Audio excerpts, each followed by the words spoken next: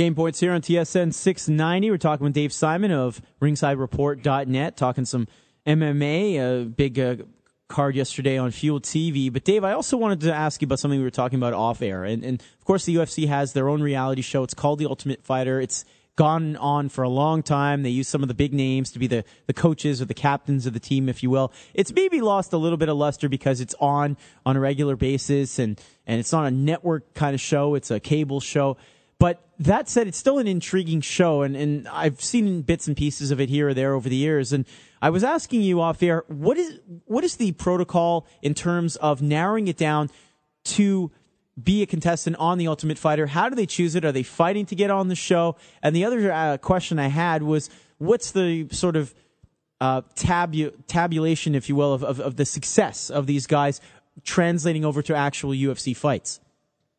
Yeah, well, where do you want me to go first? All right, how they do it? Yeah, how do they do it? The success? Yeah, well, they get about 200 fighters, some of them by invite, some of them just show up in a big room, a conference center, usually at a hotel in Las Vegas, and they interview them. They look at their records. They ask them who coaches them, where they train, and they have them grapple with each other. They have them hit pads, and they see what they can do. They don't have them fight for real, but they look at them and they narrow it down to 32 fighters.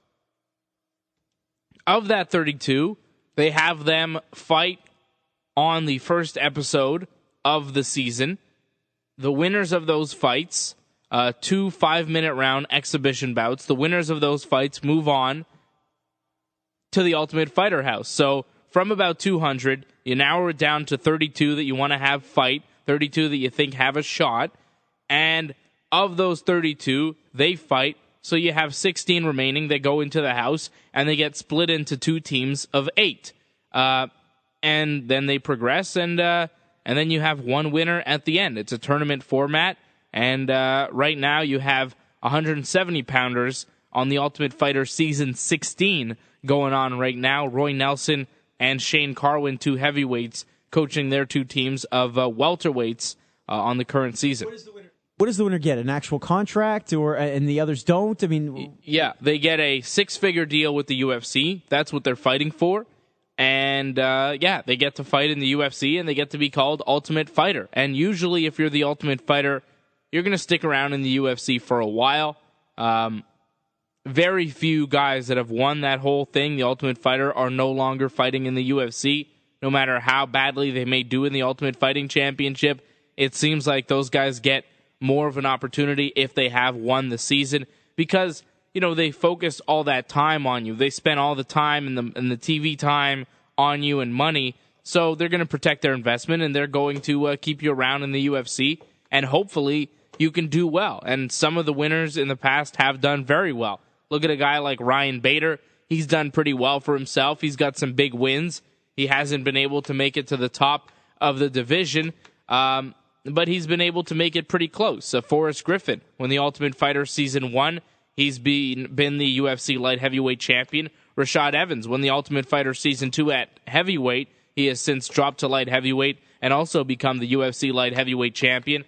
Michael Bisping was on the Ultimate Fighter. Nate Diaz has won a season of the Ultimate Fighter. He's going to fight for a championship in December. So there have been guys on the Ultimate Fighter that have been very successful. Look at Roy Nelson. He won the Ultimate Fighter Season 10, and he's done some pretty good things at heavyweight in the UFC, so much so that now he's coaching a season of the Ultimate Fighter opposite Shane Carwin, and they're going to fight in December at the Ultimate Fighter finale. So, it's definitely a long process, and it's been something that has worked for the UFC for a long time, and it's something that they're not only doing now in the United States, but they have expanded globally. You had the Ultimate Fighter Brazil going down earlier this year, and they're currently doing what they're calling the Ultimate Fighter Smashes, where it's Team United Kingdom versus Team Australia. Oh, that's pretty cool. Yeah, so, different things happening with the Ultimate Fighter. They say they're going to go to India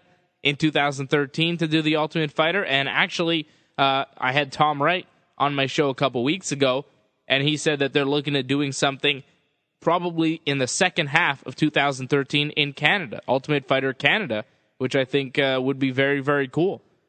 I suggested Quebec versus the rest of Canada. I think we could do pretty well. Maybe Quebec versus Ontario, something like that, or just Ultimate Fighter Canada. Either way, however they want to do it. East versus West maybe in Canada. That'd be pretty cool as well. But the Ultimate Fighter is a good way to build new fighters, and they're using it to expand across the globe. Well, especially if you have a guy like GSP coaching on it, right?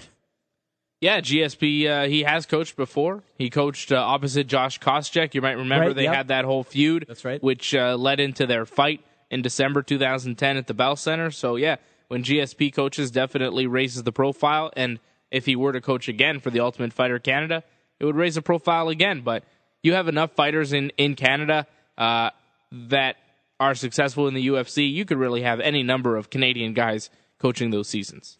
He is Dave Simon. RingsideReport.net is the website.